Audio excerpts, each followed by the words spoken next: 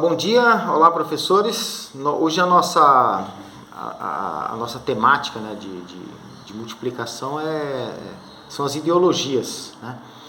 Sobretudo para o ensino médio, a gente tem que tomar um cuidado didático especial, né? Porque os nossos alunos, apesar de serem criativos, eles não têm ainda maturidade acadêmica, né? Essa linguagem científica, essa adequação, né? Intelectual que é necessário para dar um tratamento mais adequado para esses temas históricos, né? Então, ideologia é um tema meio solto, assim, né? Não é muito fácil abordar, desde que você tome o cuidado, né, de fazer a transposição didática, né? Levar para um formato mais acessível, né? De vídeo, né? De artes plásticas, em teatro, enfim, o formato que você julgar mais necessário para que o aluno se aproprie desse conhecimento, né? E que ele também possa compartilhar com os colegas, né? Então, quando a gente fala de ideologias, a gente não pode esquecer que a gente está falando de crenças, né? De expectativas, de imaginário do tempo futuro. Então a gente usa basicamente as 4 ideologias do século XIX, que são aquelas ideologias marcantes, né? E que reverberam até hoje, né? Primeiro, o liberalismo, que é a ideologia da burguesia, que está acesa ainda no ideário político, né? E também no ideário empresarial dos empreendedores, né? E aquelas pessoas que querem abrir empresas, enfim, prosperar, né? É o ideal liberal, né? Próprio do capitalismo. O socialismo, que faz a contraposição desse ideário liberal, né? Que é uma linguagem mais jurídica, né? Mais voltada para aquela linha dos direitos humanos, do iluminismo, né? Então, hoje reverbera nos sindicatos, nas organizações, nas ONGs, né?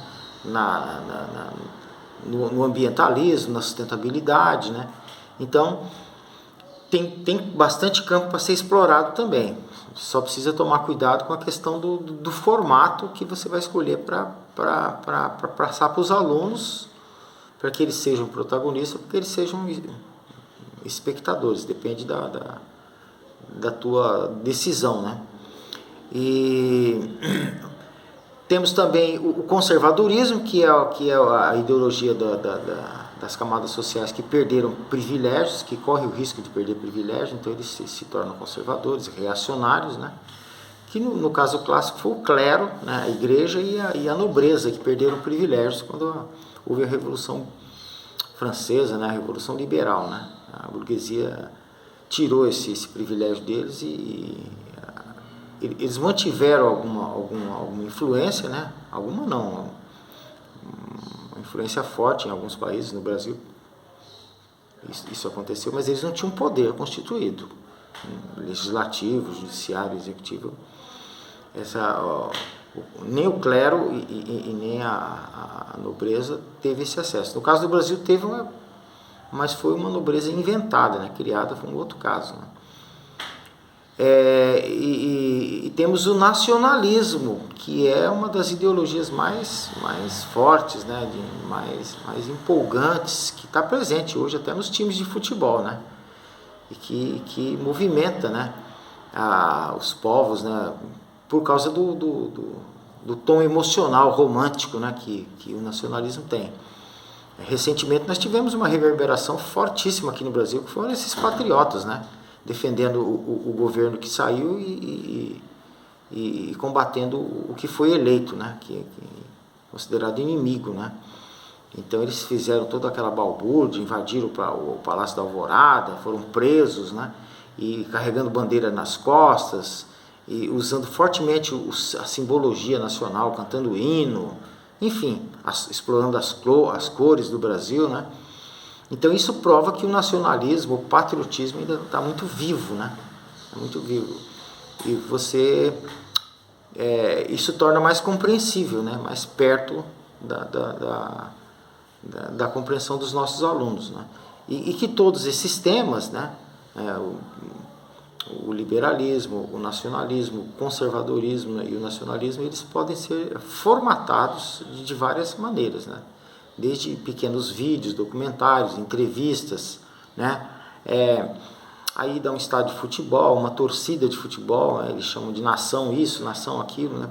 É a influência dessas ideologias clássicas, né? Lembrando também que as ideologias antigas, as religiosas, filosóficas, ainda estão muito vivas, né? Você vê o número de igrejas que nós temos hoje, né?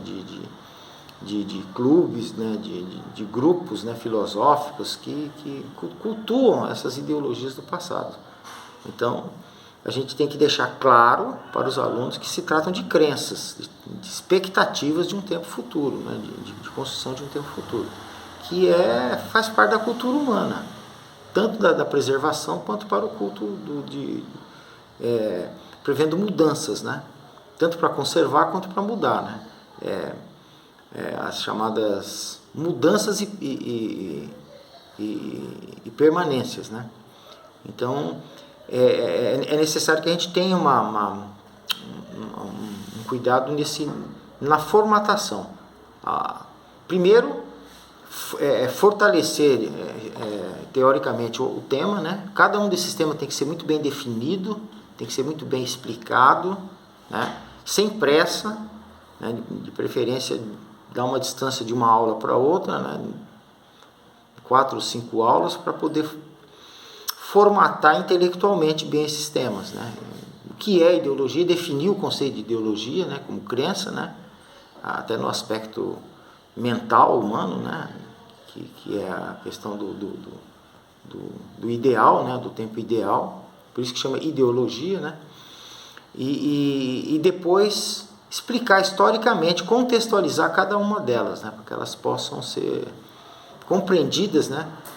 Naquela relação que elas têm com o tempo atual. O que significa hoje o nacionalismo? O que significa hoje? Como que se expressa hoje o liberalismo? Como que reverbera hoje o conservadorismo, né?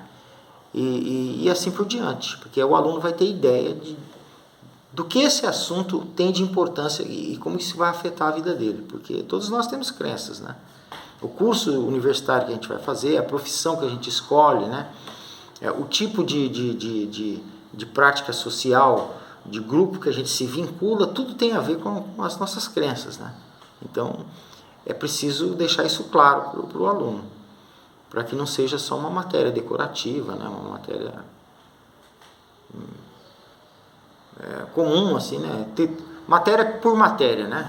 Não é isso. A ideia é fazer uma transformação pessoal, uma apropriação de conhecimento que tenha significado naquilo que eles vão ser, né? Nós estamos formando pessoas, né? Estamos formando futuros profissionais, então a gente precisa solidificar bem esse conhecimento na experiência escolar, tá bom? Então a gente vai construindo isso aos poucos, tanto na parte de conceituação quanto de formatação, né? Isso a gente pode conversar bastante e eu creio que vocês vão conseguir ter um bom resultado, porque o assunto é bom, né? O assunto é estimulante, tá bom? Até mais então.